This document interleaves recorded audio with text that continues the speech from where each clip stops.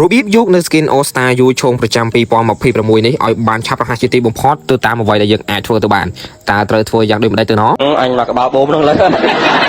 មុននឹងចូលទៅដល់ការបោះស្រាយសម័យកាលមួយនេះឲ្យកាន់តែលម្អិតនិងស៊ីជម្រៅសម្រាប់នៅល្ងាចនេះម៉ោង3គឺការ free ticket លើកទី1របស់ Legend Leslie និង skin Starlight ថ្មីរបស់ Obsidian និង skin Elite Glitter គឺចេញព្រមគ្នាយកតែម្ដងគឺចំណេញលើចំណេញគ្នាយើងហើយសម្រាប់គ្នាយើងណាដែលត្រូវការ top up ល្ងាចនេះគឺសូមកុំភ្លេចជាមួយនឹង website admin ដែលមានឈ្មោះថា Thon Game Store top up ល្ងាចហ្នឹងគឺចំណេញណាស់គ្នាយើងតោះមកដឹងពីវិធីយកនៅ skin Yu Chong All Star ប្រចាំឆ្នាំ2026នេះទាំងអស់គ្នាជាមួយនឹងខ្ញុំបាទសម្រាប់ជំហានដំបូងយើងត្រូវតែរកនៅកាកពណ៌មាសមួយនេះឲ្យបានច្រើនសម្រាប់យកទៅបង្វិលនៅក្នុង event មួយនេះហើយសម្រាប់កាកពណ៌មាសហ្នឹងគឺគេយកទៅបង្វិលទៅដើម្បីទៅយកដុំនៅដែលដុំហ្នឹងមានឈ្មោះថា Tidal Crystal មួយនេះហើយចំពោះ skin Yu Chong All Star នៅឆ្នាំនេះត្រូវការអាដុំ Tidal Crystal ហ្នឹងរហូតទៅដល់ 1000 ដើម្បីបដូរយកនៅ skin Yu Chong នេះមួយនេះស្មើនឹង1ឬឯការ Tidal Crystal មួយនេះគឺធំបំផុតគឺយើងបង្វិលមានត្រឹមតែគុណនឹង3ប៉ុណ្ណោះមើលទៅគ្នាយើងគឺតិចមែនតើពេលយើងបង្វិលម្ដងហើយសម្រាប់ការបង្វិល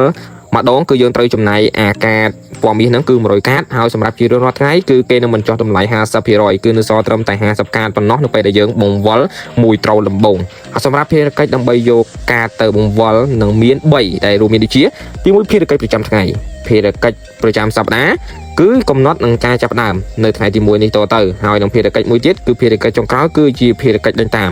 នៅសម្រាប់ភារកិច្ចដេញតាមមួយនេះគឺគេអនុវត្តនៅថ្ងៃទី12ខែ6ហគ្នាយើងហើយសម្រាប់សេចក្តីលម្អិតគ្នាយើងអាចចូលទៅអាន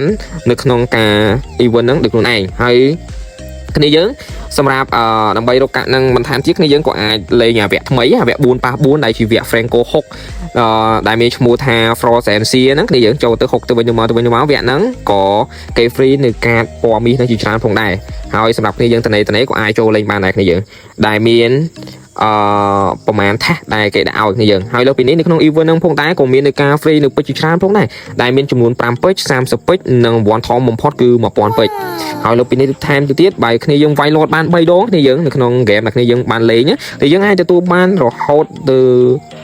ដល់5ពេជ្រនៅពេលដែលគ្នាយើងបើកហប់ហើយគ្នាយើងក៏អាចផ្សងសំណាងលើសពី5ពេជ្រហ្នឹងក៏មាននៅ100កាក់200កាក់300កាក់ផងដែរគឺ VM ហួសហើយសម្រាប់គ្នាយើងណាដែលឈ្នះនៅពេជ្រសូមកុំភ្លេចថតអួត admin ម្នាក់មួយផងណាបាទហើយសម្រាប់គ្នាយើងណាដែលអត់យល់គឺអាចឆានមកសួរ admin ផ្ទាល់បានបាយបាយជួបគ្នានៅវីដេអូក្រោយ